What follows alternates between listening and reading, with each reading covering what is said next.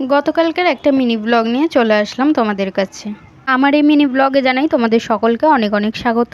জানো তো এখন না প্রত্যেক দিনই প্রায় ঘুম থেকে উঠতে অনেকটাই লেট হয়ে যাচ্ছে, আর ঘুমটা না পুরোপুরি ঠিকঠাক হচ্ছেও না।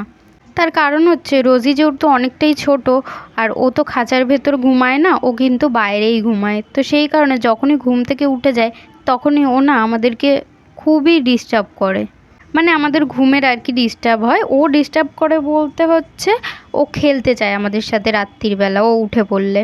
যাই হোক, দেখো আমি কিন্তু ঘুম থেকে উঠে নিজে আগে ফ্রেশ হয়ে নিয়েছিলাম, তারপরে এখানে কিন্তু আমি একটু 1 গ্লাস জল খেয়ে নিচ্ছি। আর এত বৃষ্টি হচ্ছে, কিন্তু গরমের কথা আর বলো না, গরম তো কমছেই না।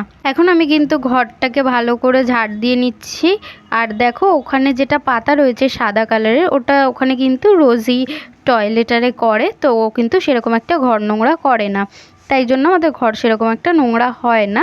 তো আমি যাই হোক প্রত্যেক দিনই ঘরটা ভালো করে ওর জন্যই পরিষ্কার করে দিই। আর ও এতটাই দুষ্টু যে এই দিক ওই দিক সেই দিক থেকে সমস্ত কিছু খুঁটে খুঁটে না খেতে থাকে।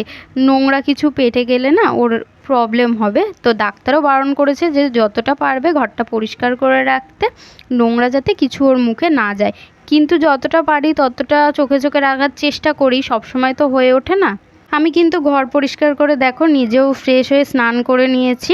এখন আমি মাথাটা একটু আঁচড়ে নিচ্ছিলাম।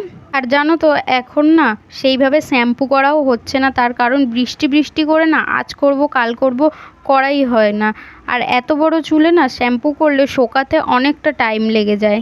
আমি কিন্তু স্নান করে এসে এখানে আমার একটু ব্রেকফাস্ট রেডি করে নিচ্ছিলাম। কর্নফ্লেক্স আর দুধ নিয়েছিলাম, সাথে নিয়ে নিয়েছিলাম কিন্তু একটা বাউলি।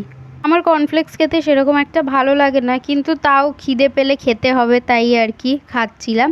তো দেখো কিন্তু বাউলি খেতে কিন্তু আমার খুবই ভালো লাগে। ব্রেকফাস্ট করে আমি কিন্তু চলে এসেছিলাম এখানে চিকেন রান্না করতে। মা কিন্তু আজকে সকালবেলা দেরি হয়ে গেছিলো যেহেতু কাজের জন্য, তো সেই কারণে আজকে মা রান্না করে যায়নি, আমাকেই বলেছিল চিকেনটা করে নিতে।